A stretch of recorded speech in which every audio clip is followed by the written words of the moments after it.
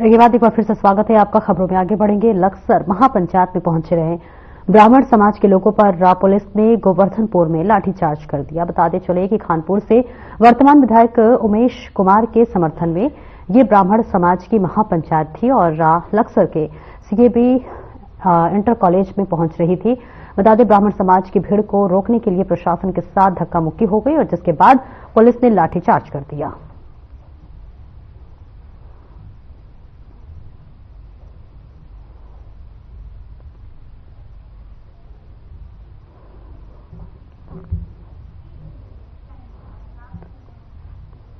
और एसएसजी और मुखानी पुलिस को एक बड़ी सफलता हासिल हुई है, जहां आपको बता दें कि पुलिस ने साइबर फ्रॉड में इस्तेमाल होने वाले फर्जी खाता खोलने वाले गैंग का पर्दाफाश किया है। बता दें, पुलिस की गिरफ्त में गैंग के मास्टरमाइंड सहित 6 शातिर ठग आए हैं और पूछताछ में पता चला है कि आरोपी लोगों के फर्जी आधार कार्ड बनाकर बाजार की दुकानों की फोटो खींचकर उद्यम विभाग में फर्जी रजिस्ट्रेशन करते थे और उन्होंने फर्जी प्रमाण पत्रों के आधार पर अलग अलग बैंकों के अकाउंट खुलवाकर उसका एटीएम चेक बुक अपने गैंग के सदस्य चार्ली के भेजते थे और इस बीच पूरे रैकेट में हर करंट अकाउंट पर अकाउंट खोलने के वाले व्यक्ति के खाता खोलने पर 2500 रुपए नकद मिलते थे।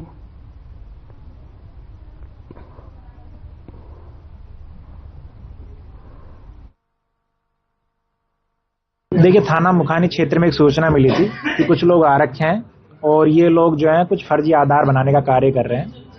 इस सूचना के आधार पर जो थाना मुखानी की टीम और एसएसजी की जो टीम है, उन्होंने कुछ लोगों को गिरफ्तार किया और जब इनसे डिटेल इंट्रोगेशन की, पूछताछ की और कुछ जांच की तो उसके आधार पर पता लगा कि ये लोग जो है यहाँ आके कुछ फर्जी आधार कार्ड बना रहे हैं और उस आधार कार्ड के आधार पर कुछ फर्जी रजिस्ट्रेशन कर रहे हैं और उस रजिस्ट्रेशन को यूज करते हुए कुछ बैंकों में करंट अकाउंट खुलवा रहे हैं और बेसिकली वो करंट अकाउंट जो है वो बाद में साइबर फ्रॉड के जो मनी ट्रांजैक्शन हो रहा है उसमें यूज हो रहा है।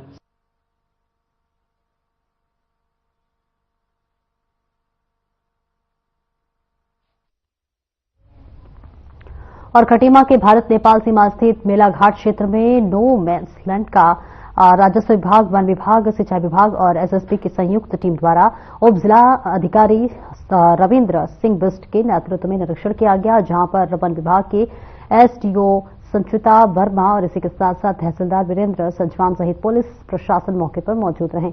इस दौरान सीमा पर स्थित मुख्य पिलर 796 और सब पिलरों का निरीक्षण किया गया, जहां दोनों तरफ से अतिक्रमण पाया गया। प्रशासन द्वारा सख्त रवैया अख्तियार करते हुए नोमैंस लैंड पर हुए अतिक्रमण को शुक्रवार को तत्काल हटाने और साथ ही जो है डिपार्केशंस करने की भी बात कही गई है।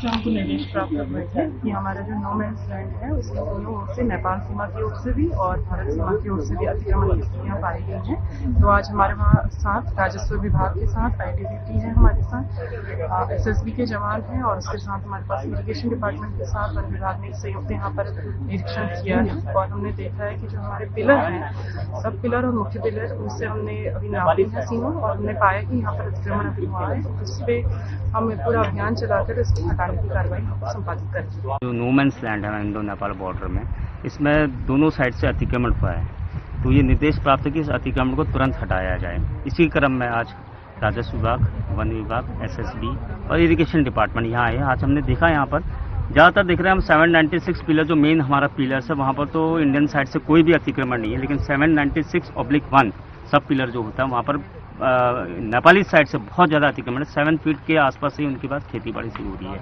और 796 सब पिलर्स की अगर मैं बात करूं तो वहां पर नेपाली और इंडियन साइड दोनों साइड से अतिक्रमण है।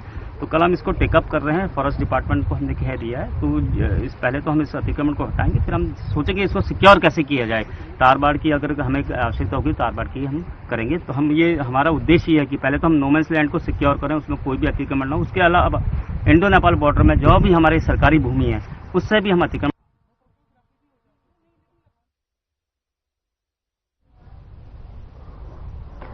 और उत्तराखंड की राजधानी देहरादून में जिलाधिकारी लगातार बाल शिक्षा पर रोक लगाने के लिए प्रयास कर रहे हैं। आपको बता दें कि जिलाधिकारी देहरादून सविन बंसल ने मीडिया से बात करते हुए कहा कि ऐसे बच्चे जो कि चाक चौराहों पर भिक्षा मांगते हैं और उनकी मुख्य धारा शिक्षा है, जहां पर ऐसे बच्चों का हमारी टीम 24 घंटे डेडिकेटेड वाहन से पेट्रोलिंग करती है और उनको रिकवर करके इंटेंसिव शेल्टर जो है वो यूनिट में ले जाती है और इसी के साथ साथ वहां उनके जो है एक्टिवेट बेस्ड लर्निंग से जो है जोड़ा जा जाता है और इस बीच उनका जो है आपको बता दें थोड़ा चेंज भी किया जाता है। फिर उनके 1-2 महीने बाद जो है फॉर्मल एजुकेशन के लिंक कर दिया जाता है।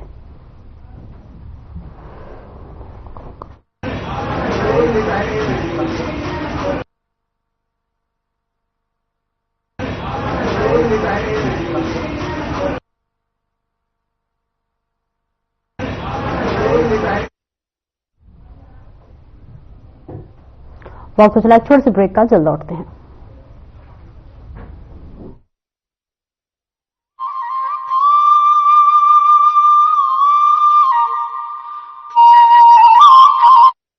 अपनी स्थापना के रजत जयंती वर्ष में प्रवेश कर चुके युवा राज्य उत्तराखंड 38वें राष्ट्रीय खेलों के सफल आयोजन की बड़ी जिम्मेदारी निभाने के लिए पूरी तरह तैयार है। प्रदेश के मुख्यमंत्री श्री पुष्कर सिंह धामी के आग्रह को स्वीकार करते हुए भारतीय ओलंपिक संघ ने योग और मलखंभ जैसे 2 पारंपरिक खेलों को भी राष्ट्रीय खेल का हिस्सा बना दिया है।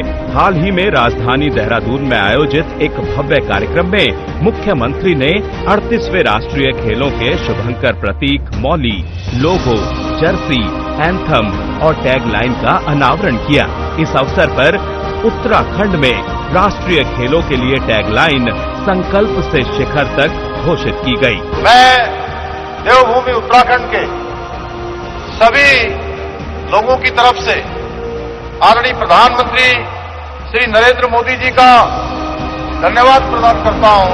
28 जनवरी से 14 फरवरी 2025 तक चलने वाले राष्ट्रीय खेलों का सुंदर लोगो और शुभंकर मौली दोनों ही उत्तराखंड के राजकीय पक्षी मोनाल से प्रेरित है, जो प्रदेश की विशिष्टता को प्रदर्शित करने के साथ उत्तराखंड की प्राकृतिक सुंदरता और विविधता के रंगों को भारत के प्रत्येक कोने तक पहुंचाएगा। उत्तराखंड को बधाई देना चाहता हूं जो इन खेलों का आयोजन कर रहे हैं। उत्तराखंड ने इस आयोजन को एक नया रूप और दृष्टिकोण दिया है। राष्ट्रीय व अंतर्राष्ट्रीय स्तर पर पदक लाने वाले खिलाड़ियों को सरकारी नौकरी देने के साथ साथ प्रदेश में नई खेल नीति लागू कर विभिन्न माध्यमों से राज्य में खेल और खिलाड़ियों को लगातार प्रोत्साहित कर रही है उत्तराखंड सरकार। उत्तराखंड में 38वें राष्ट्रीय खेलों के भव्य आयोजन में आपका स्वागत है।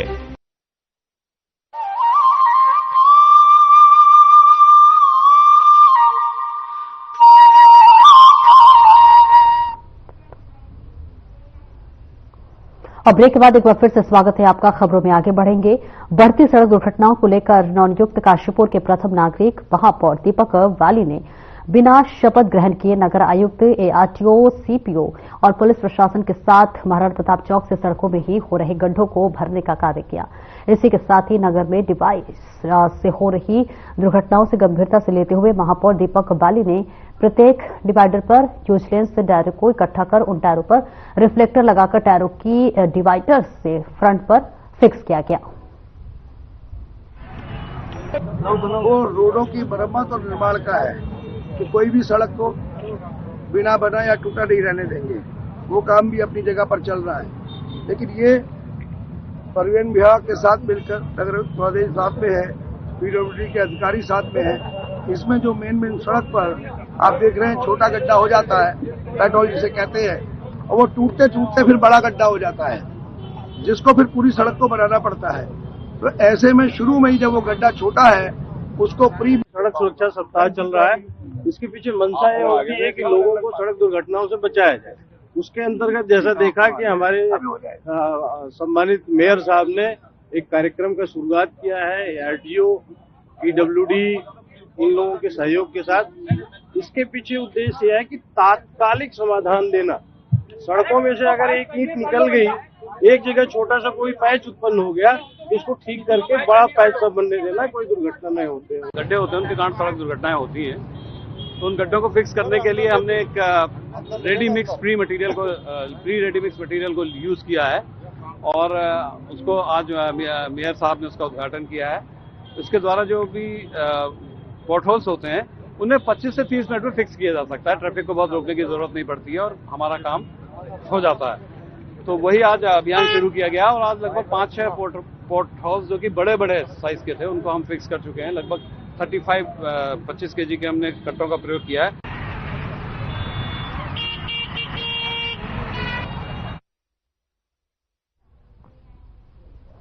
और सोशल मीडिया पर वायरल वीडियो का संज्ञान लेकर पुलिस ने कार्रवाई करते हुए 2 युवकों को गिरफ्तार किया है। आपको बता दें, सोशल मीडिया पर 2 युवकों का तमंचे पर डिस्को करना भारी पड़ गया। वायरल वीडियो में देखा जा सकता है कि 2 युवक डांस के दौरान तमंचे लहराते हुए दिख रहे हैं।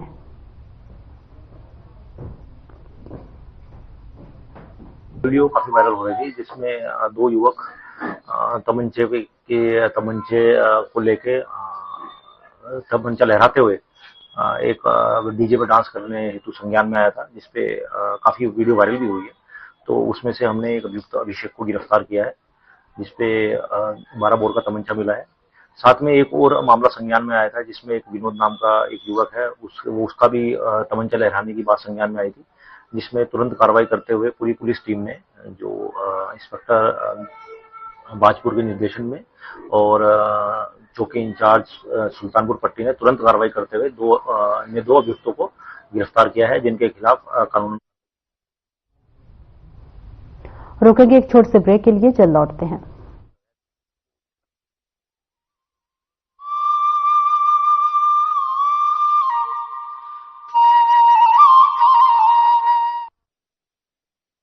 अपनी स्थापना के रजत जयंती वर्ष में प्रवेश कर चुके युवा राज्य उत्तराखंड 38वें राष्ट्रीय खेलों के सफल आयोजन की बड़ी जिम्मेदारी निभाने के लिए पूरी तरह तैयार है। प्रदेश के मुख्यमंत्री श्री पुष्कर सिंह धामी के आग्रह को स्वीकार करते हुए भारतीय ओलंपिक संघ ने योग और मलखंभ जैसे 2 पारंपरिक खेलों को भी राष्ट्रीय खेल का हिस्सा बना दिया है। हाल ही में राजधानी देहरादून में आयोजित एक भव्य कार्यक्रम में मुख्यमंत्री ने 38वें राष्ट्रीय खेलों के शुभंकर प्रतीक, मौली, लोगो, जर्सी, एंथम और टैगलाइन का अनावरण किया। इस अवसर पर उत्तराखंड में राष्ट्रीय खेलों के लिए टैगलाइन संकल्प से शिखर तक घोषित की गई। मैं देवभूमि उत्तराखंड के सभी लोगों की तरफ से आदरणीय प्रधानमंत्री श्री नरेंद्र मोदी जी का धन्यवाद प्रदान करता हूं। 28 जनवरी से 14 फरवरी 2025 तक चलने वाले राष्ट्रीय खेलों का सुंदर लोगो और शुभंकर मौली दोनों ही उत्तराखंड के राजकीय पक्षी मोनाल से प्रेरित है, जो प्रदेश की विशिष्टता को प्रदर्शित करने के साथ उत्तराखंड की प्राकृतिक सुंदरता और विविधता के रंगों को भारत के प्रत्येक कोने तक पहुंचाएगा। उत्तराखंड को बधाई देना चाहता हूं जो इन खेलों का आयोजन कर रहे हैं। उत्तराखंड ने इस आयोजन को एक नया रूप और दृष्टिकोण दिया है। राष्ट्रीय व अंतर्राष्ट्रीय स्तर पर पदक लाने वाले खिलाड़ियों को सरकारी नौकरी देने के साथ साथ प्रदेश में नई खेल नीति लागू कर विभिन्न माध्यमों से राज्य में खेल और खिलाड़ियों को लगातार प्रोत्साहित कर रही है उत्तराखंड सरकार। उत्तराखंड में 38वें राष्ट्रीय खेलों के भव्य आयोजन में आपका स्वागत है।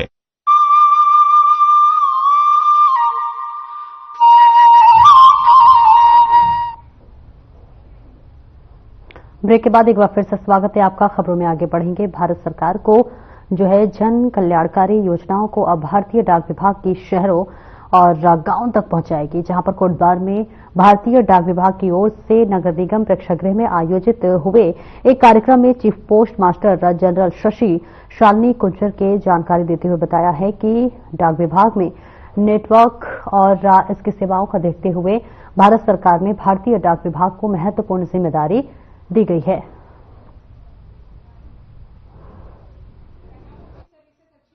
सरकार ने हम पे भरोसा जताया हमारे विभाग पे कि हम उनकी जितनी भी योजनाएं हैं, सेवाएं हैं, चाहे वो इंश्योरेंस की हो, चाहे सेविंग्स बैंक की हो या आधार है या जितनी तरह की हमारी सेवाएं हैं उसको लोगों के घरों तक पहुंचाएं। तो इसी उद्देश्य को लेके अलग अलग पूरे भारतवर्ष में हम लोग डाक चौपाल भी लगा रहे हैं, उसको हम महामेला भी बोलते हैं या जो भी नाम कहें उसके नाम से हम लोग चला रहे हैं विभिन्न जगहों पे।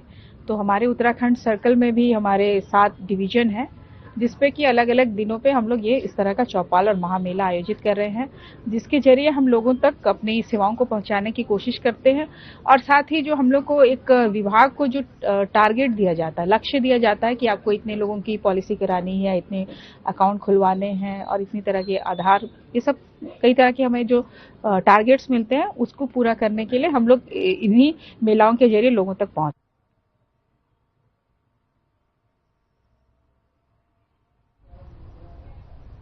फिलहाल इस बुलेटिन में इतना ही। नमस्कार।